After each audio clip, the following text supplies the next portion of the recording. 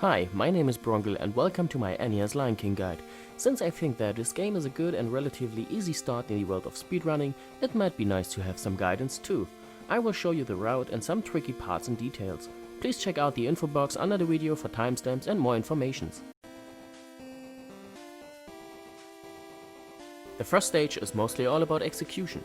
It needs to mention that rolling is slightly faster than running, but in this stage not very feasible. But you will see more of it later in the run.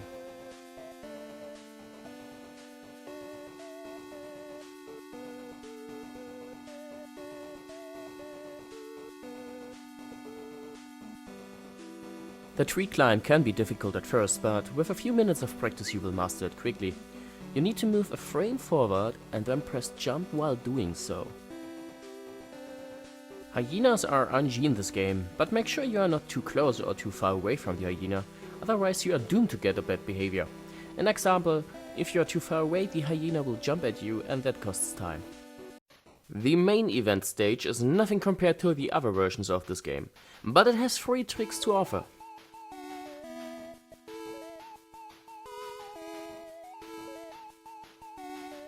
You just saw the safest way to get to these monkeys, but there are 2 more. Let's have a closer look.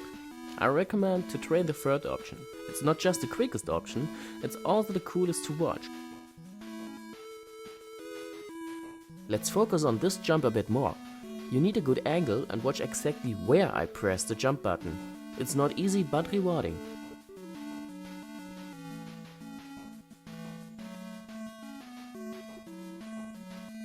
The ostrich run is a joke, but it's thankfully short. Just pay attention to not pick up the bug at the end, cause that would lead you into a bonus stage.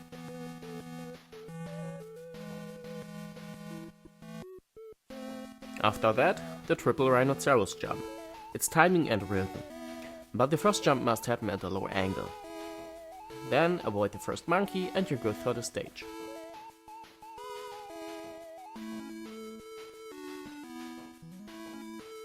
As I mentioned, hyenas are RNG. They need 2 hits to be defeated and you can pull that off in 1 cycle. It's timing or rhythm. Whatever works for you. As you just saw, after the first hit I was constantly jumping in the same rhythm to get the timing right. But it's not necessary.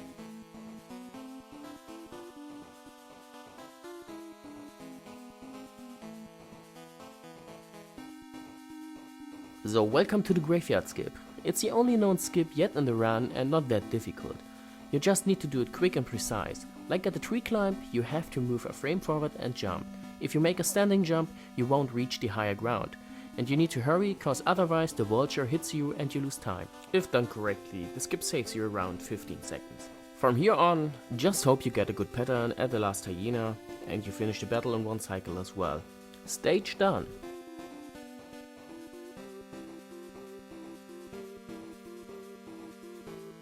The Stampede is just awful made. It looks made with Microsoft Paint, but if you need to drink or want to interact with someone, you now have 1.5 minute time to do so. But let's move on. The Exile is a stage of flow. Once you get into it, it's fun. The jumps over the porcupines are mostly pixel perfect because of bad hitboxes.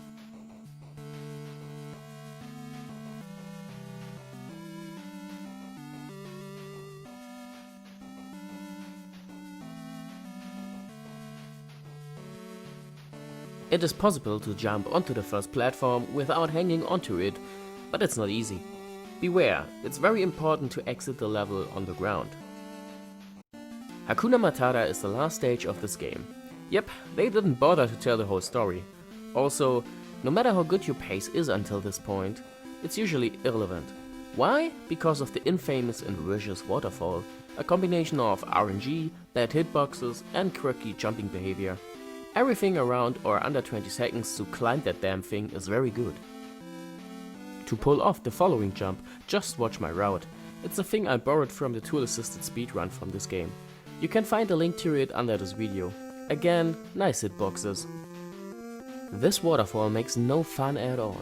All you can do is to depend on your luck and if your chance is there, perform well.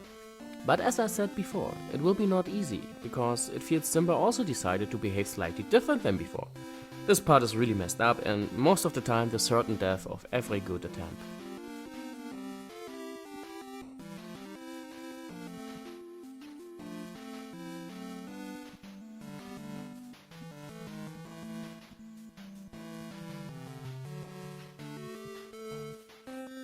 The boss fight is, you're probably already guessing it, a matter of bad hitboxes, but besides that, a fairly easy fight. Just change your position after every hit so he throws rocks or coconuts in a shorter time. But don't stand too close to him, cause then he reaches out to you instead of throwing a coco rock. The rest is timing and willingness of taking risk. Thank you for watching this guide. I hope it was helpful in some way for you. Maybe you now want to start speedrunning this game. That would be great and I highly recommend that, as this was my intention. The guide ends here, but next up there are some scenes to show how bad this game is made. Enjoy your day and good luck!